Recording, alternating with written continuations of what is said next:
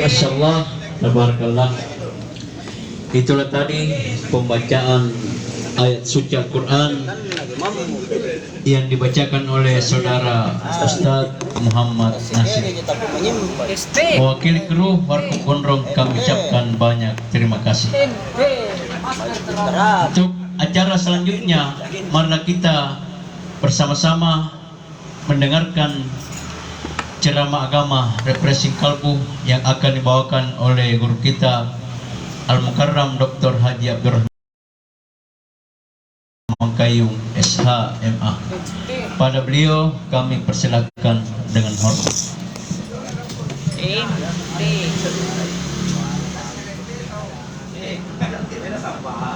Assalamualaikum warahmatullahi wabarakatuh. Alhamdulillahil wahidul ahad, al-fardus samad, lam yalid wa lam yulad wa lam yakul lahu kufuwan ahad. Wassalatu wassalamu ala rasulillah sayyidina Muhammad wa ala alihi wa sahbihi ila yaumil mi'ad. Allahumma la sahla illa ma ja'altahu sahla wa anta taj'alu khisna sa'ban sita sahla birahmatika ya arhamar rahimin.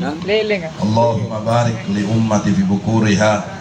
Ya Allah, mudah-mudahan Allah selalu memberikan keberkahan di pagi hari, dan mudah-mudahan kemampuan baik secara intelijensia, kecerdasan, insya Allah selalu Allah giring kita, mengarahkan kita kepada jalan siratal mustaqim.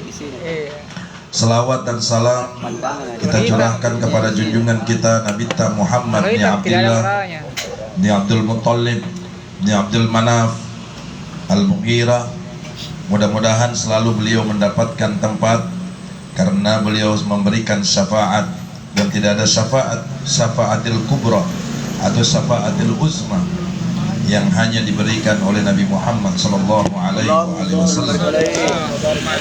Hari ini kita akan bahas kitab Sahih Al-Bukhari. Sebenarnya ada kitab syarahnya Sahih Al-Bukhari ini namanya Fathul Bari, tapi karena saya buru-buru tadi, makanya kita pakai motor supaya lebih cepat, ya. Tidak sempat lagi ambil Fathul Bari, jadi yang ada di motor saja yang kita harus jelaskan hari ini. Bismillahirrahmanirrahim. Qala Syekh Muhaddits rahimallahu taala wa nafa'ana bihi wa bi ulumihi fi daril amin radhiyallahu anhu. Qala Syekhul Imam Al-Hafidz Abu Abdullah bin Ismail bin Ibrahim Al-Mughirah Al-Bukhari rahimallahu taala amin. Bab kaifa kan bad'al wahyu ila Rasulullah sallallahu alaihi wasallam wa qalu zakru inna hawayna ilaika kama hawayna ila nuh wa nabiyina min ba'di.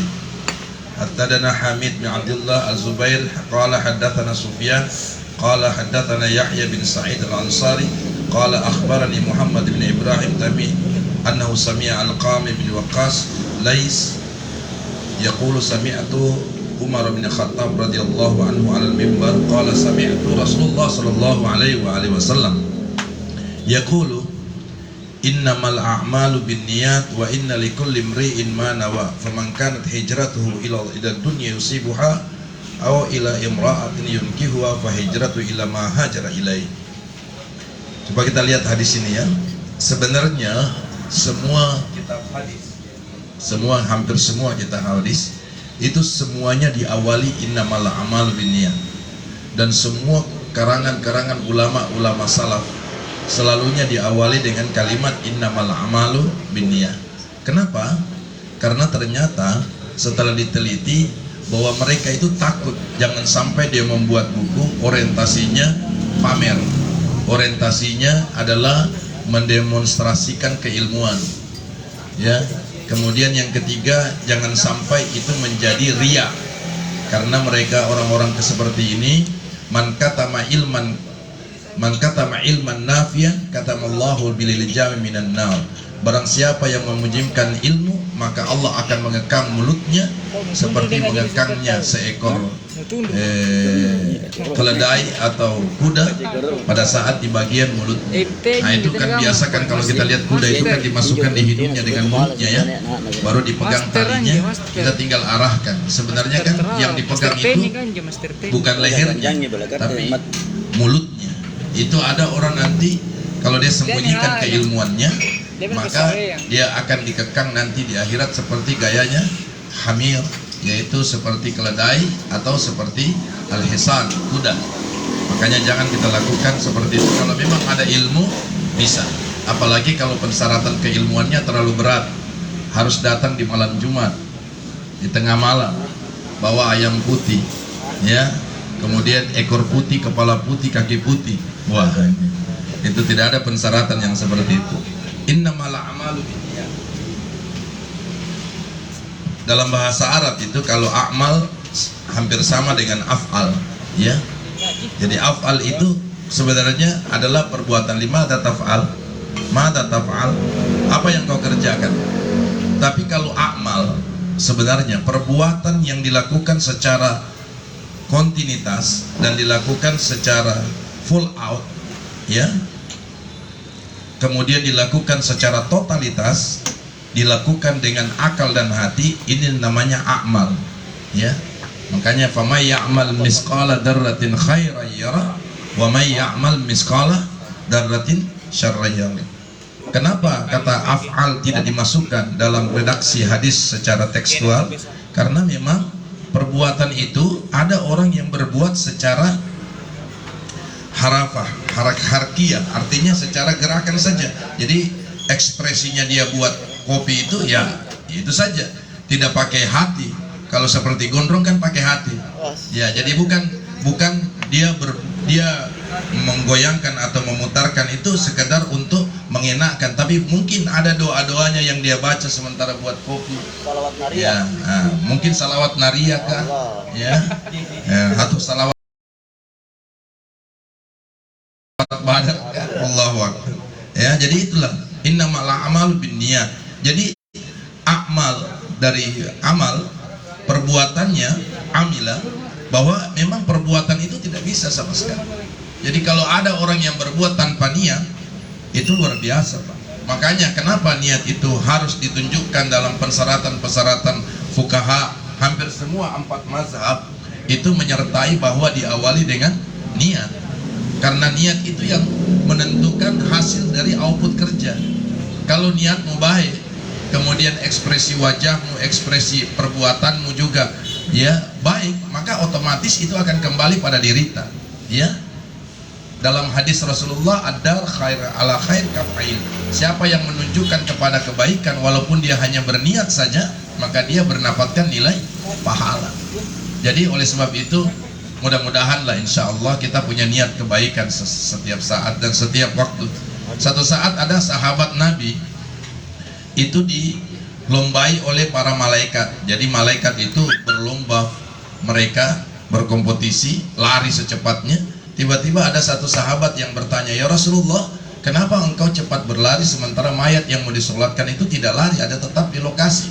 Dia bilang, saya lagi kompetisi, saya lagi yaitu pertandingan antara malaikat dengan saya. Sebelum malaikat menyolatkan jenazah yang bersangkutan, lebih baik saya yang solatkan jenazah itu, sehingga saya lari secepatnya. Sahabat lain tidak mampu mengimbangi larinya Nabi, sampai ada yang poso, ada yang putus sandalnya, begitu kencangnya Nabi Muhammad, padahal hanya ingin menyolatkan jenazah yang jenazah itu belum juga dibawa dan masih tinggal di rumah.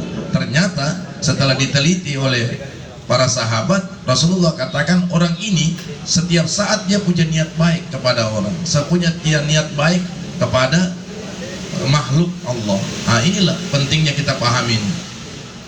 Kemudian wa inna likulli imri'in ma nawa. Memang satu urusan, satu persoalan itu harus disertai dengan nikmat. Faman kanat hijratu ila dunya yusibi. Kalau dia memang menghijrahkan karena orientasinya hanya dunia saja, ya dia akan dapatkan. Jadi kan ada ini begini, saya sudah pernah sampaikan sama kita di sini kan, bahwa menurut Ibnu Rajab Al-Hambali, ada orang itu hijrah cuma style aja, ya, tidak mampu menghijrahkan hatinya dan akalnya. Yang dimaksud hijrah itu kalau cuman pakai baju koko tiap hari, pakai serba putih tiap hari, semua orang bisa, Pak. Tapi yang dihijrahkan itu adalah bukan pahala, tapi yang dihijrahkan itu dosa. Ya, banyak orang-orang di sini yang pernah di lembah tapi sudah kembali, ya, Saya kira termasuk gondrong juga. Siapa yang tidak kenal gondrong? Ya, karena gondrongnya itu sehingga tidak gondrong. Ya, karena kalau gondrong itu adalah don't look back. Jangan melihat masa lalunya orang. Ya, ya don't look back. Nah, Pak Sahrul punya ini don't look back. Ya, kalau Pak Ilham punya, jalanilah hidup itu berdasarkan irama air. Itu saya baca bukunya. Dua-dua saya baca bukunya. Ya, artinya hidup itu seperti air, bagaikan dia mengalir saja. Jadi jangan kalau dia tersendat, kalau dia ada halangan, biasa itu. Ya, karena air itu tidak akan pernah naik ke atas, dia selalu mencari yang rendah. Dan biasanya identik air itu dengan kedamaian, air itu dengan ketenangan, air itu dengan penghasilan. Itu banyak.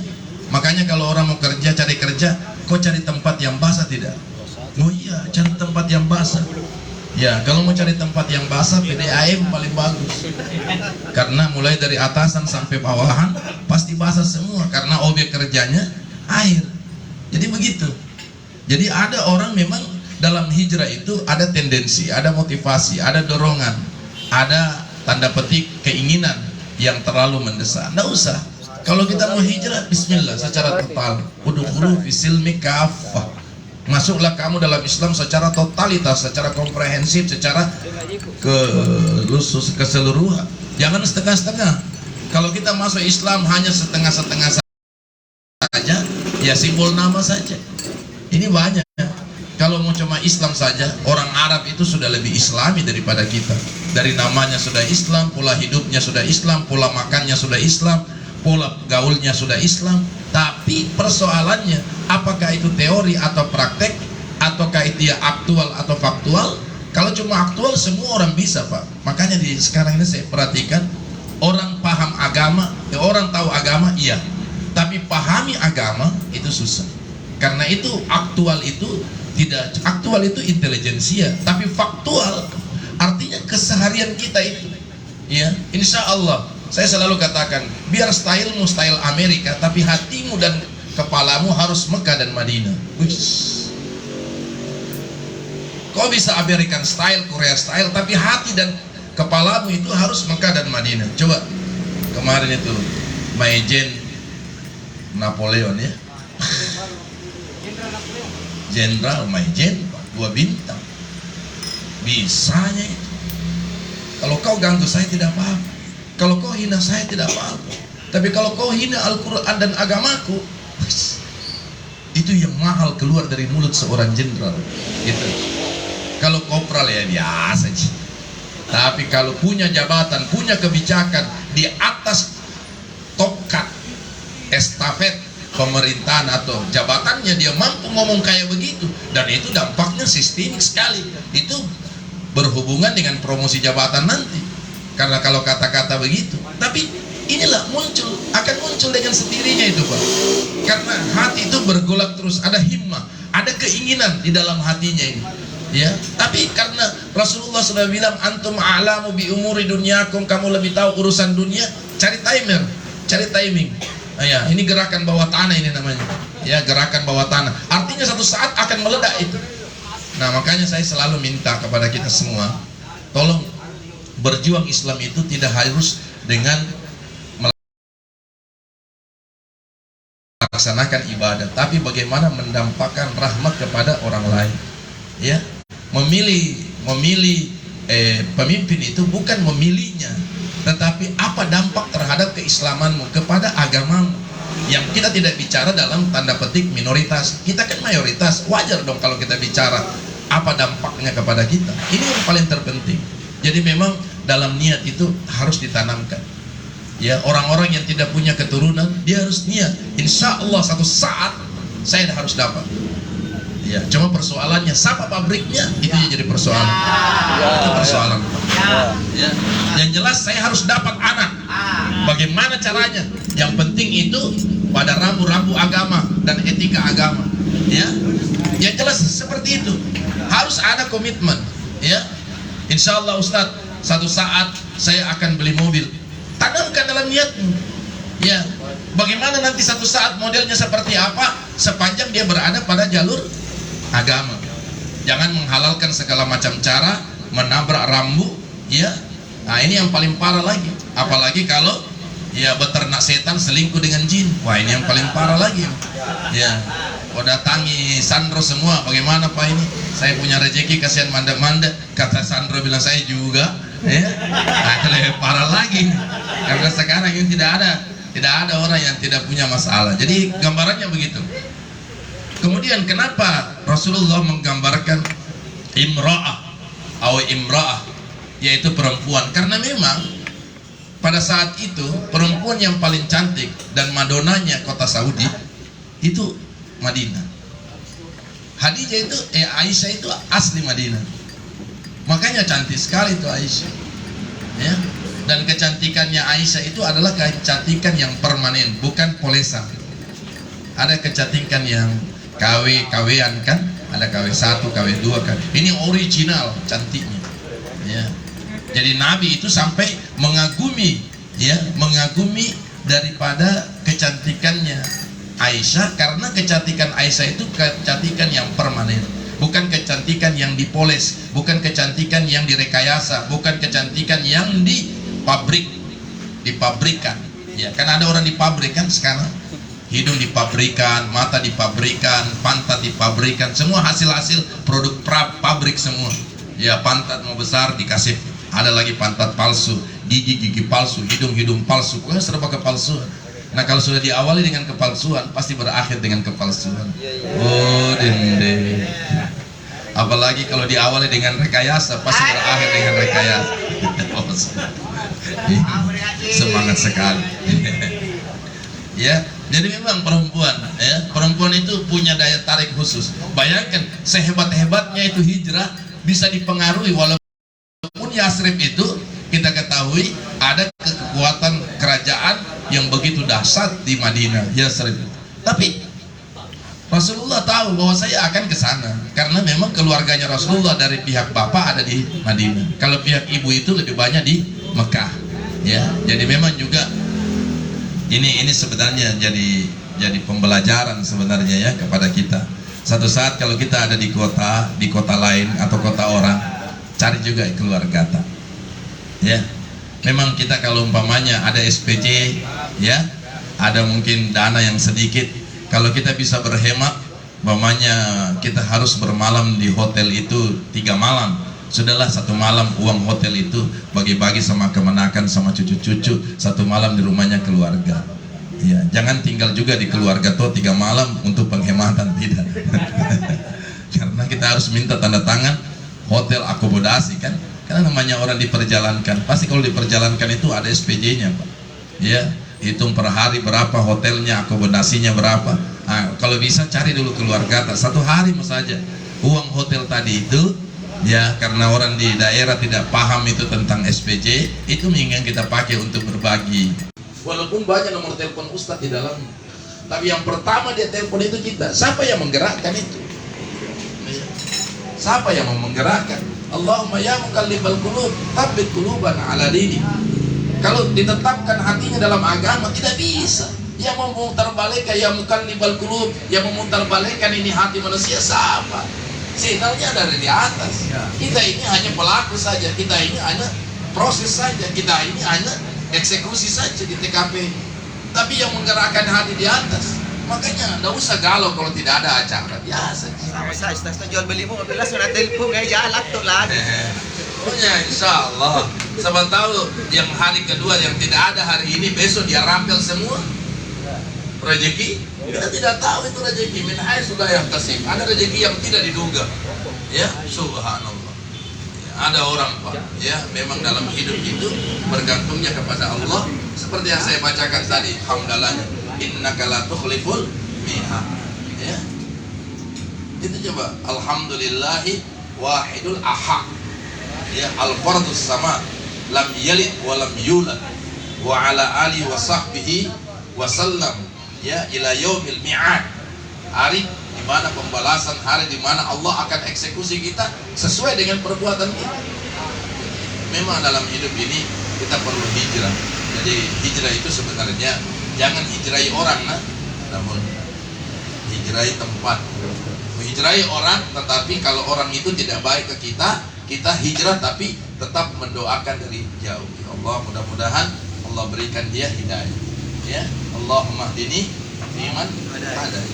Allahumma inna nas'alukal huda wat tuqa wal afafa wal ghina. Dia selalu mendoakan sih. Doa saja itu yang paling terbaik. Kemudian berikutnya yunkihuha fahijratu ila ma hajra alaih. Jadi memang ini juga ada orang yang ikut hijrah dengan Nabi Muhammad itu mau pergi nikah di Madinah.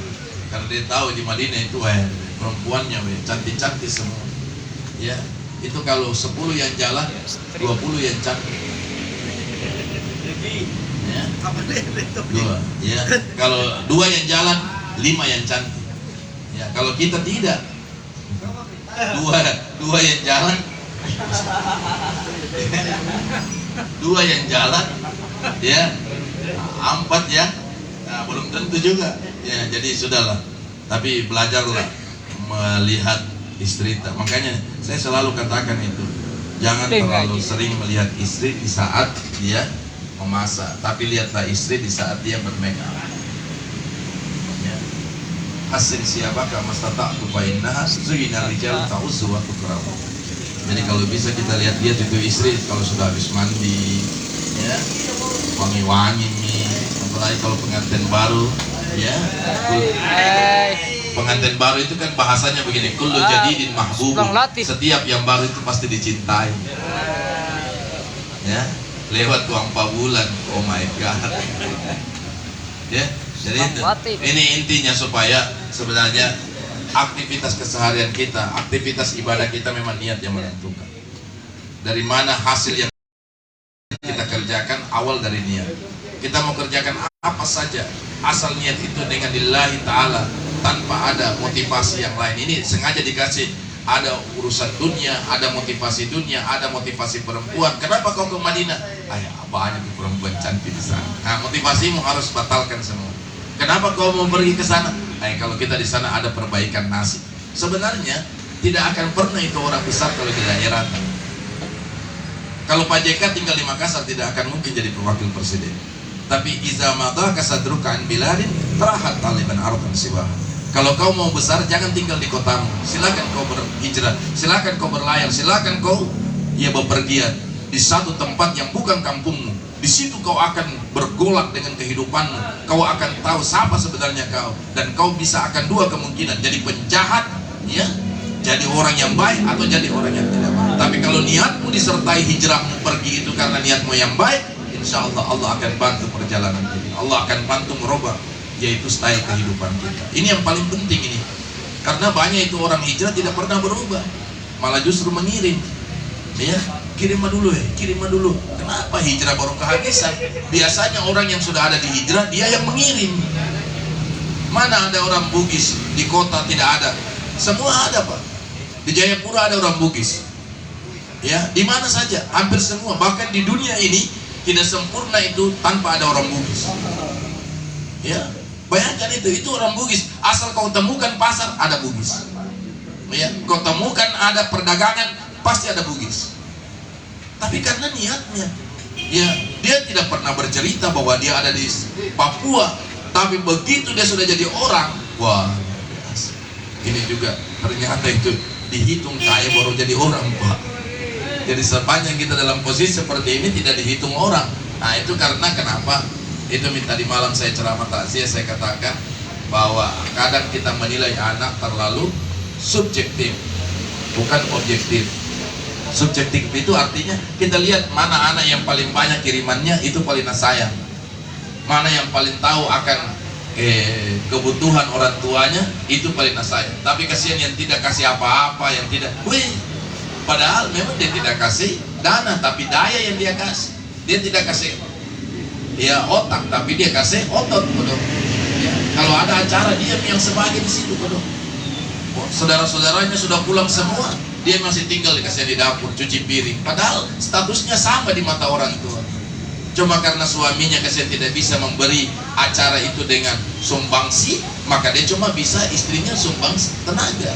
Jangan dianggap bahwa bukan itu anata juga, tapi dia cuma bisa sumbang otot. Ya, jadi ini penting kita pahami juga ini karena diskriminatif. Bukan diskriminatif sebenarnya, kalau orang tua itu tidak pernah mendiskriminatifkan anaknya, cuman agak berbeda cara kasih sayangnya. Ya, kalau kita sudah beda itu kasih sayang, anak pun juga akan melakukan yang sama. Sehebat-hebatnya itu macan penerkam anaknya sendiri, dia masih punya perasaan insting kehewanan kepada orang yang memelihara. Ya, kalau kau sudah dipelihara, dibesarkan, binatang saja punya insting Pak untuk berbalas jasa. Ini sudah mau kau besarkan, dihidupkan, semua urusan mau kondo, modal kontol doang.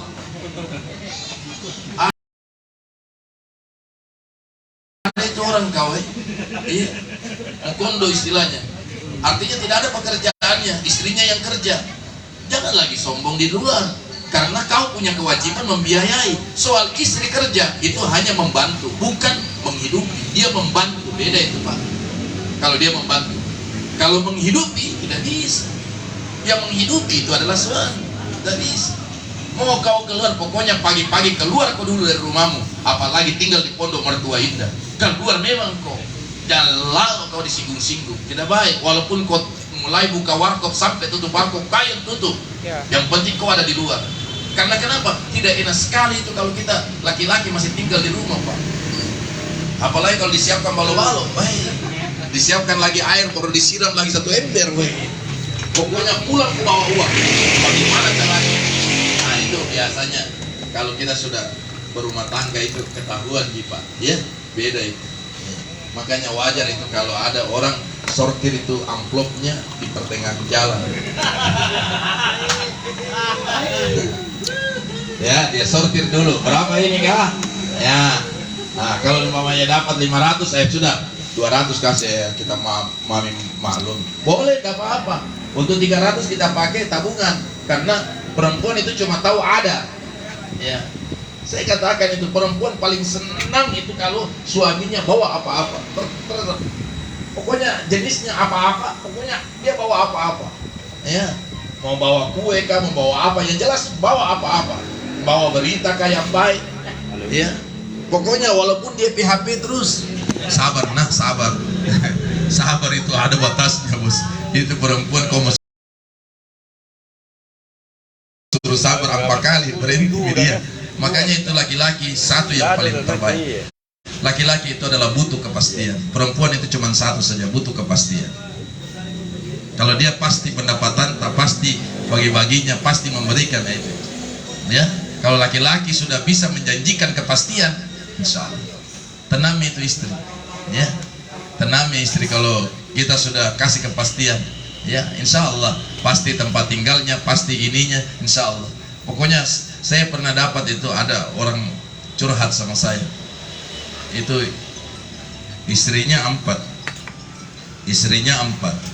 Pada saat saya tanya, kenapa?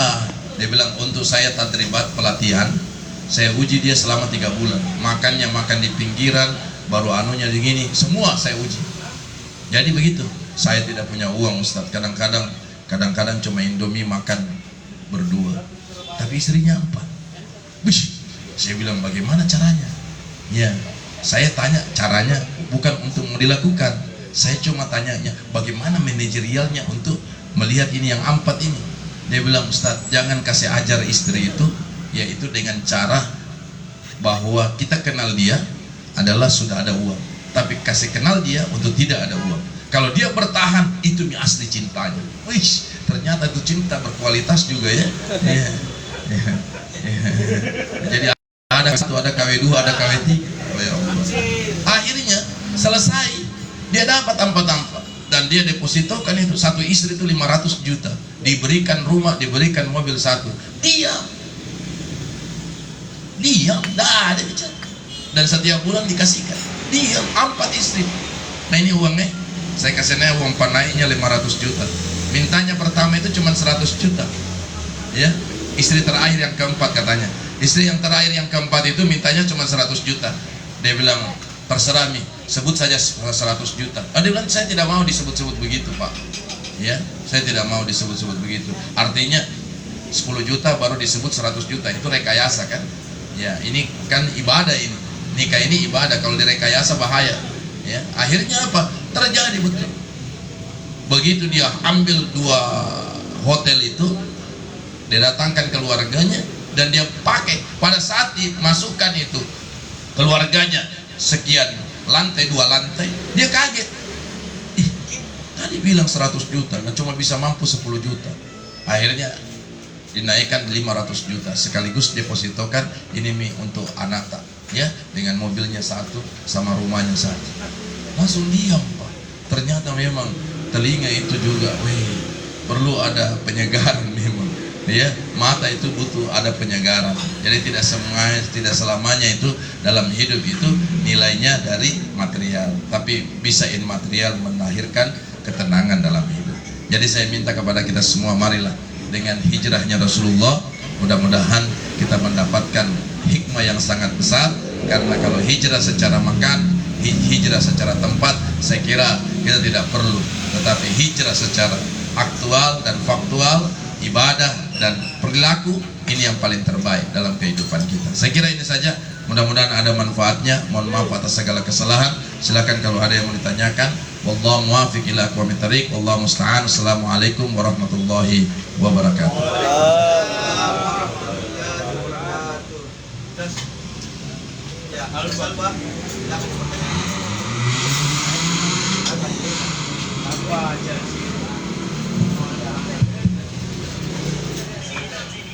Demikianlah tadi ceramah agama yang dipaparkan oleh guru kita. Mudah-mudahan apa yang disampaikan oleh beliau dapat bermanfaat bagi kita semua. Dengan demikian kami tutup. Ya, ada pertanyaan, Ustaz Rizkon.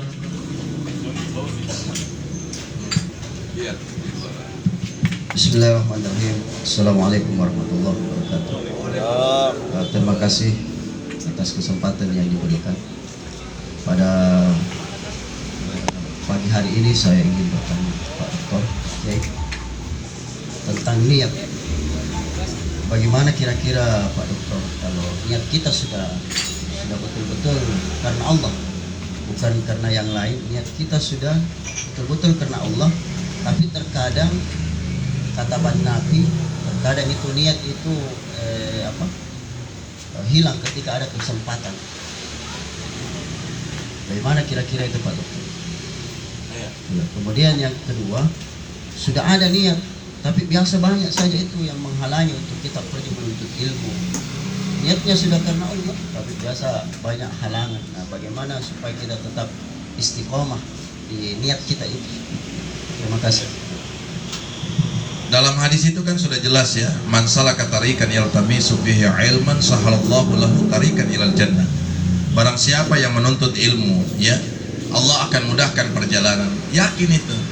Ini saya lihat banyak orang tidak mampu meyakinkan dirinya kepada Tuhan, kepada Allah, dan Allah juga tidak diminta untuk perhatian terhadap keyakinan dia. Ini yang jadi persoalan sebenarnya. Jadi kalau kita berlindung sama Allah total, jangan salah-salah. Jangan-jangan nanti bagaimana kalau di sana. Ini kan keraguan itu muncul, ya, asumsi. Begini bahasanya paling bagus deh. Artinya bahwa kita menilai sesuatu itu objektif, jangan subjektif. Dan jangan kita berdiri di atas asumsi. Sedikit-sedikit, jangan sampai nanti bagaimana. Itu ranahnya setan untuk masuk di situ. Kalau mau melangkah, bismillah. Jangan, hakul yakin, kamil yakin. Jangan ragu-ragu. Asal kau berserah kepada Allah. Kalau Allah tempat kita berserah, bismillah saja, tidak usah ragu-ragu. Ini saya lihat kadang-kadang, bagaimana nanti kalau saya di sana, bagaimana? Tidak usah di belakang itu kau pikirkan, di sana dulu.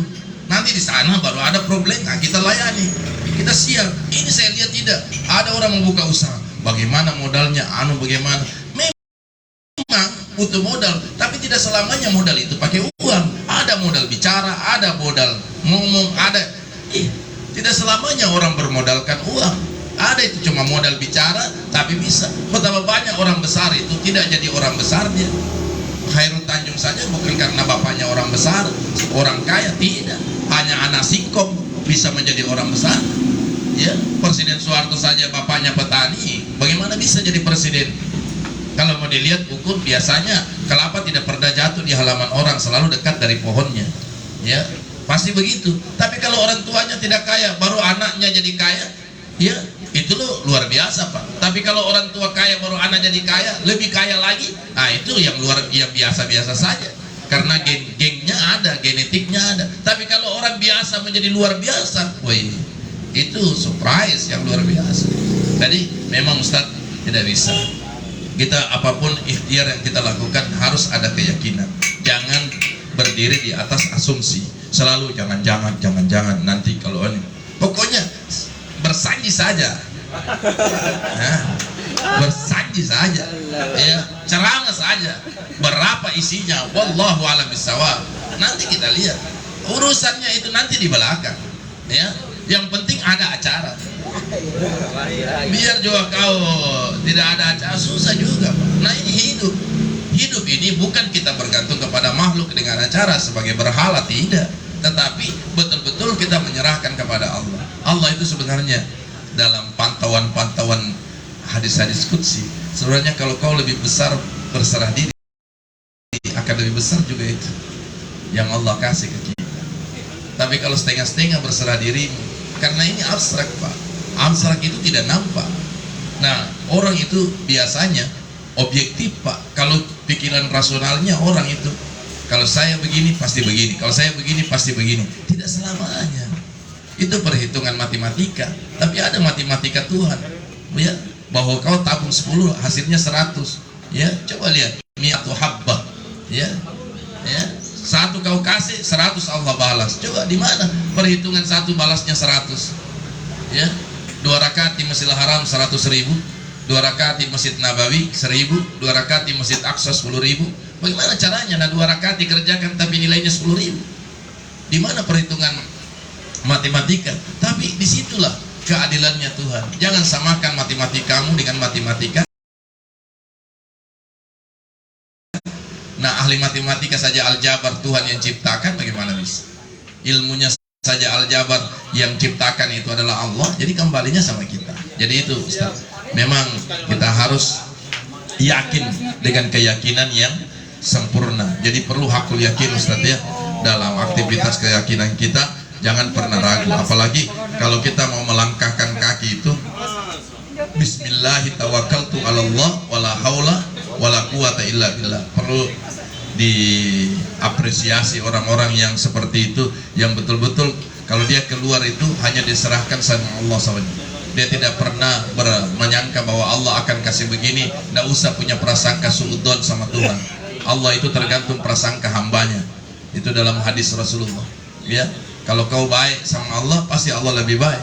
Wa idza sa'alaka ibadi anni fa inni qarib ujibu da'wata da'i idza da'ani falyastajibu li wal yu'minu bi la'allahum yarshudun. Ya, kalau kau dekat sama Allah, Allah makin dekat. Kalau kau jauh, pasti Allah akan lebih jauh. Sedangkan kau jauh dengan tidak jauh, tidak ada nilai tambahnya bagi Tuhan. Satu bumi ini, satu bumi, planet bumi ini, tidak ada yang sholat, tidak masalah untuk Tuhan. Kau yang bermasalah karena kau pasti menghuni neraka. Ya. Satu bumi ini saja tidak ada yang sholat, jangankan bilang jalan Kandea, jalan Kecamatan Bontoala. Satu bumi saja ini tidak ada yang sholat, tidak turun itu harkat kekuatan Tuhan, kekuasaan Allah terhadap kita, tidak ada. Justru kita yang khawatir nanti dengan tidak ibadah kita dimasukkan ke dalam. Jadi nanti tulus saja, kemudian husnudzon, punya prasangka baik sama orang. Itu saja. Kalau modal kita sudah ada niat baik, insya Allah tiga pihak responnya tidak ada, mau dia apa? Yang kita harus lakukan yang penting, tapi satu saat bayi tidak akan berhenti menjadi bayi, dia pasti akan menjadi anak, ya. Dan anak tidak akan berhenti menjadi anak, dia pasti akan masuk kepada anak-anak. Dia tidak akan berhenti anak-anak, dia pasti akan remaja, pasti begitu terus. Dan butuh perjuangan. Kok kira gampang itu kan? Tumbuh gigi saja anak-anak sakit, naik badan dia butuh sakit, ya. Dan sakitnya itu permanen. Coba tanya orang tua dulu, tanya itu orang tua dulu, filosofisnya luar biasa Pak. Kalau ada anak-anak sakit panas, langsung dia bilang mau besar itu, ya, mau tumbuh giginya, ya, mau jalan, ya. Jadi sekarang kalau orang yang besar tiba-tiba ada tantangan, kau mau bilang apa? Mau menikah lagi. Nah itu persoalannya. Kalau anak-anak bisa dibilang karena mau dewasa, mau besar. Tapi kalau yang sudah besar baru ada tantangan, apa mau disebut? Mau nikah lagi. Ya, jadi begini, ini hidup. Jadi selalu itu pasti ada solusi. Tidak ada. Jalan ke Roma itu tidak satu. Jalan menuju ke Roma itu banyak. Kalau ke Roma saja banyak, apalagi ke Mekah dan Madinah pasti lebih banyak lagi. Ya, ini kita tidak selalu, kadang-kadang kita punya agama ini pemeluknya yang tidak yakin, heran saya. Ya, referensi kehidupannya mereka selalu Aristoteles, Edwin, semua. Ya, Martina Corfer. Ya, itu yang dijadikan rujukan. Tapi orang tidak pernah tahu rujukan mereka juga berujuk kepada Rasulullah, cuma tidak dibahasakan dengan bahasa hari itu, kekinian. Coba kita lihat Al-Jabar yang menemukan matematika. Tadi saya baca itu ternyata yang menemukan apa tadi itu Fatimah Al-Mulki, itu dialah yang menemukan apa tadi itu, saya lagi baca itu dia temukan itu Fatimah Al-Mulki itu, ya, orang Turki yang menemukan tentang apa tadi itu, saya lupa lagi baca itu, agak baru sedikit saya baca karena buru-buru. Nah, itu luar biasa Pak, orang-orang yang dilupakan sejarah, ya, seperti Ibnu Sina itu kan yang pertama menemukan bagaimana jantung, bagaimana itu semua itu. Makanya rumah sakit Ibnu Sina itu adalah menjadi inspirasi daripada motivasi rumah sakitnya Umi diberikan nama Ibnu Sina, karena itu termasuk dokter yang luar biasa, yang ahli kesehatan, ahli kedokterannya tidak perlu diragukan, dan itu menjadi referensi dunia dari dunia kedokteran. Itu begitu luar biasa. Jadi banyaklah insya Allah yang bisa kita kaji. Mudah-mudahan ini menjadi berkah di hadapan Allah Subhanahu wa Ta'ala. Mudah-mudahan ada manfaatnya. Wallahu muwaffiq ila aqwamit thoriq. Wassalamualaikum warahmatullahi wabarakatuh. Demikianlah cara refreshing kalbu di pagi hari ini. Subhanakallahumma wa bihamdika asyhadu an la ilaha illa anta astaghfiruka wa atubu ilaik. Assalamualaikum warahmatullahi wabarakatuh.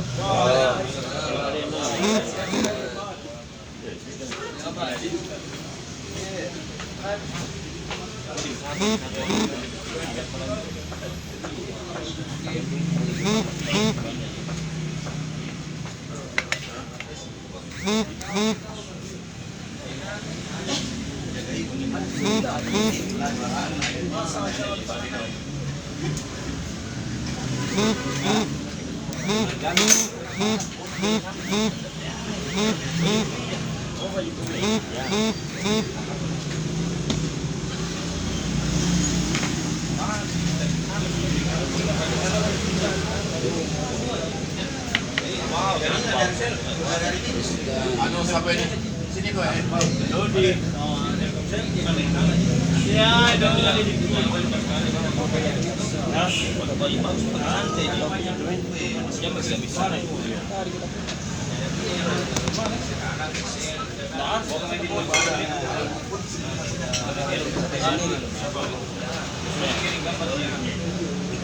anu sampai ini pas kumpul dulu anu bubur ayam di anu Fatimah lagi sakit, coba ada sama kita. Ji Apa itu? bubur ayam yang di Bapak juga apa itu? Iya, coba bawa ke anu ke Kayangan. Ada dua yang apa ya? Yang main ini pesantren. Jadi 820. Sama. Weh. Jadi mau pada ada kita Ajiku. Weh, deh. Perintah. Itu lagi mau